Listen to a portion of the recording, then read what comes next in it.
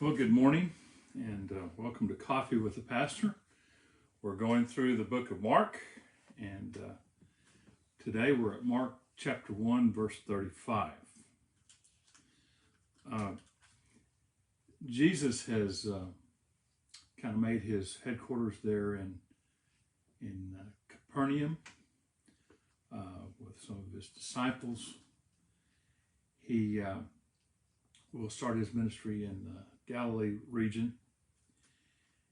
And in verse 35, it says, very early in the morning, while it was still dark, Jesus got up, left the house, and went off to a solitary place where he prayed. You get the feeling that this is a habit that Jesus had all the time. He got up very early in the morning before anybody else got up, found a solitary place, and prayed. It must have been a pretty good place to go because Simon and his companions went to look for him. And when they found him, they explained, everyone's looking for you. So Jesus gets up, he's praying, he's talking to the Father, and everybody's looking for him. Everybody's wanting to see him. They're wanting to hear his teaching. They're wanting miracles. He's performed miracles of healings and also of casting out demons. And so people are looking for him. They're wanting to see him. They're excited to see him. But Jesus knows a secret. And it's no longer a secret because he's told us about it. But the busier you are, the more you need to pray.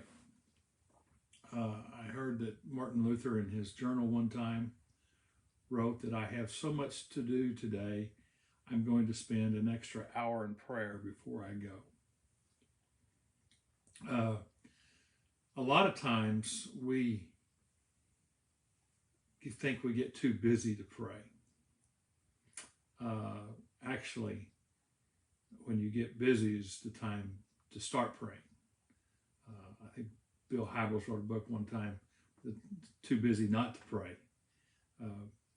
We need to follow Jesus' example of praying, getting up early praying, and setting that as a priority.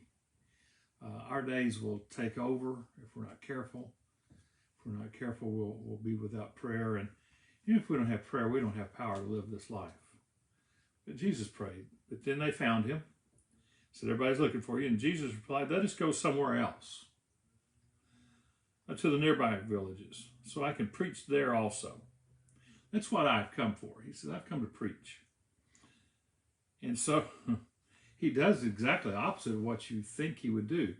Everybody finds out about him. Everybody's wanting to see him. They're all looking for him. And Jesus says, after praying, talking to God, let's go somewhere else. So when he's really popular, he wants to go somewhere else. So he traveled throughout Galilee, preaching in their synagogues and driving out demons. A man with leprosy came to him and begged him on his knees, if you're willing, you can make me clean. Leprosy was a skin disease back in Jesus' day. There's been some debate about whether it's the same leprosy we see today. They think there might have been another skin disease that has gone away, been eradicated somehow. But the skin disease was awful in that they couldn't go worship. They couldn't go to the temple. They couldn't be around people. They'd have to be outside. They'd have to yell, unclean, unclean. It was a horrible disease. But this guy comes up, and he got before Jesus, and he begged him on his knees.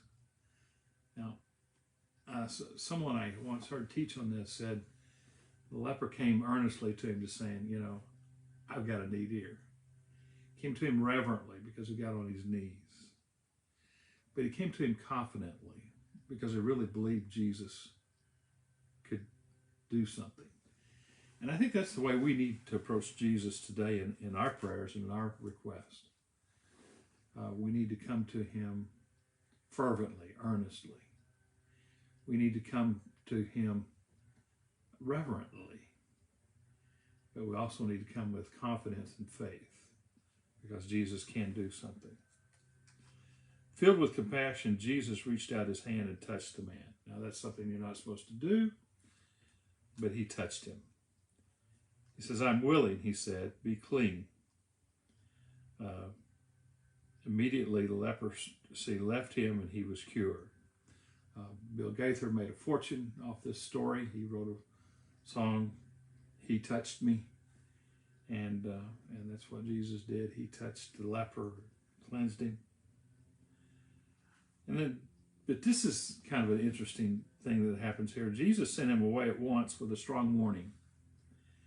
"See that you don't tell this to anyone, but go show yourself to the priest and offer the sacrifice that Moses commanded for your cleansing as a testimony to them."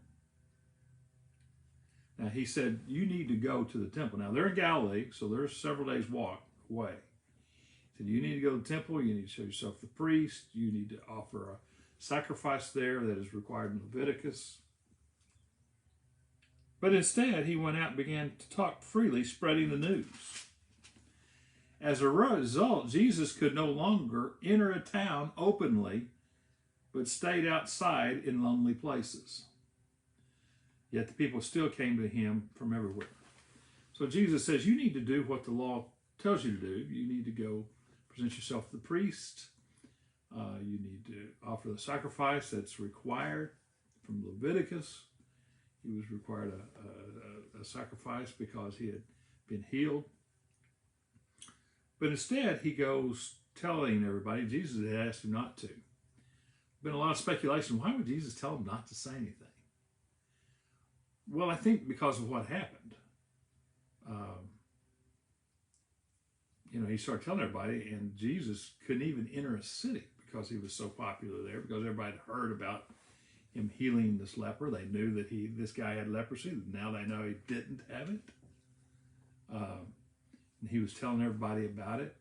And so everybody wanted to see him, so much so that Jesus couldn't even stay in the town, couldn't even go into the town. Yet the people found him wherever he was. They'd go find him, and there'd be a crowd around him.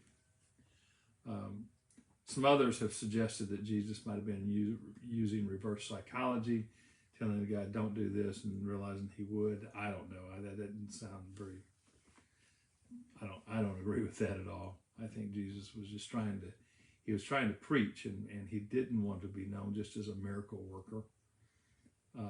But he was, the guy didn't follow his advice. And that's something I think we need to do, is we need to do the things that Jesus has taught us to do.